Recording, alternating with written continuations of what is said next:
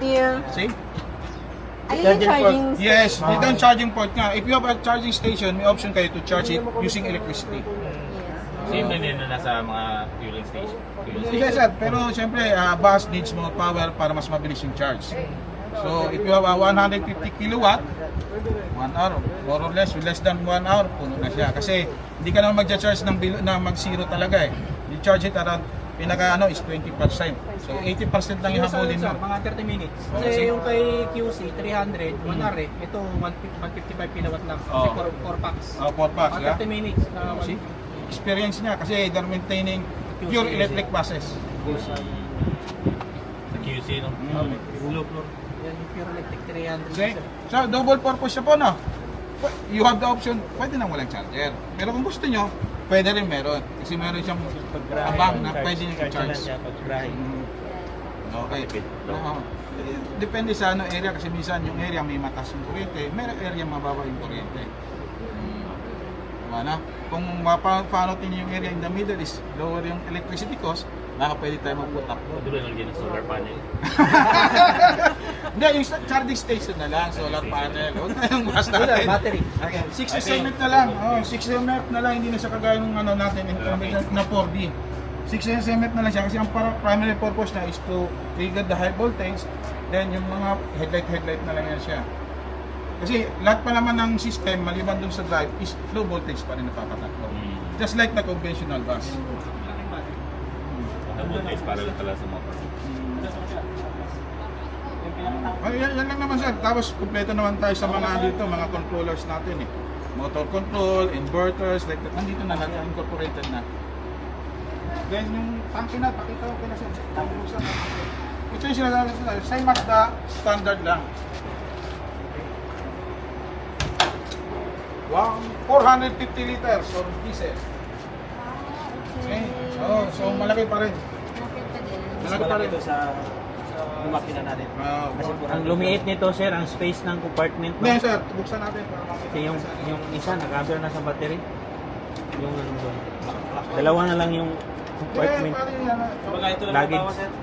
Kasi tangke yung natin. Para makita nila sir. So, ang compartment niya, Ito sir, Dalawa na lang ang ano. Ito na lang. Yung ano. doon. Kasi may toilet po ito eh.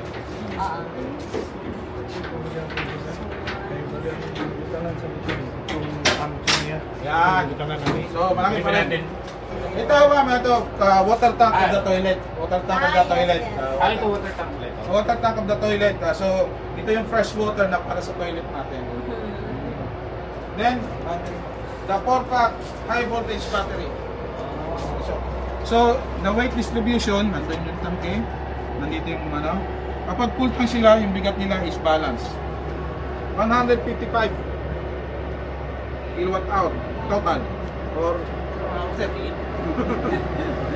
remember, sorry Orange, high voltage, do not touch. Okay, kaya lagi akong nawawagan. Ayan sir.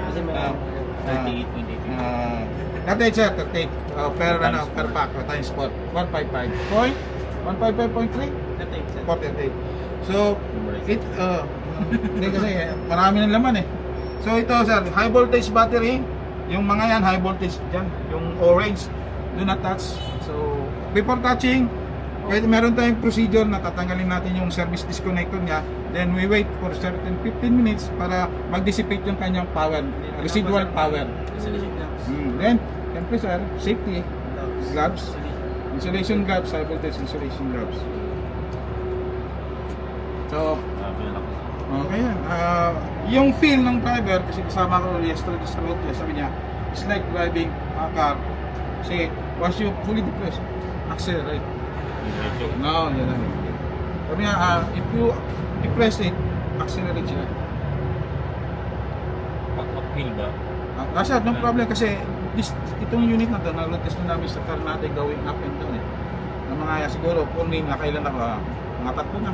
Same pa yung pagbaga, same yung apak mo. Flat terrain. Of course, pagka ano sir, of course, uphill tayo, may dagdag tayong tapak. Because of course, para ma-overcome natin yung gravity, kailangan natin mag-exert ng more power. Hindi ba parang yung sabi ng driver, wala silang, Hindi, parang hindi. walang difference dun sa Oh, performance ng kasi diesel. pag sa diesel kasi, of course, pag aahaw sila, medyo dumidin pa rin naman sila. Same ang operation. Pero sa power consumption, mas malakas pa rin yung going up. Para lang din sa diesel, pag we are going uphill, mas malakas din yung kaya ng diesel. Parang ganun lang din kasi parehas lang naman power yung pinag-usapan. Sa kanya lang, fuel power dito, electric power. Ganun lang din. Hindi ba sila nilibago? Sir, interview the driver. Hindi, ang nanibago siya kasi wala siyang marinig na ingay. Oh, very Wala siya, sabi niya, excited. Sir, I love this. Bakit? Walang ingay. Kasi kanang sa din ang kanang ihang, ano ba? Ay, hindi naman sir. Hindi. Smooth. Tayo po. Tinatanong, kumusta daw po yung pagkamanay niyo? Taga-ano po sila? Taga-Davao. Davao Metros natin. Sila po pumunta rito para. Wow. Ito po siya po yung nag-type sa amin kahapon. Ano daw po pakaramdam yung Ano bang difference ng ano sir? Nung sa diesel at saka sa electric? Hindi naman siya nagkakalayo, pero sobrang tahimik talaga siya. Yung sa driving, okay Sa lang. driving, okay naman. Ay, Kung sir, gusto saan ka mas mong mabilis, pwede, kaya niyang ibigay. Kung anong bilis ang gusto mo. Pero sobrang smooth siyang Yun. hindi din siya matagtag o matagtag sa daan. Ganun. Maganda. Suabe. Yun. Napakagaan, less pagod sa mga kakayanan. Paano mangyari sa ano lang ginamit niyo pag mamaneho? Isang paa, Oo. isang kamay sa control ng driving, saka yung sa wheel. Sobrang less pagod talaga. Hindi. May massage pa yung upuan. Yun. May massager pa yung upuan natin. Antay-antok yun. Antay-antok, di ba? So yung biyahe, hindi na kaya kong gawin 4 na biyahe sa isang araw, baka dito kaya kong gawin 6. Oo, see? Oo. Ganyan ka siya. Ganyan siya ka-relax.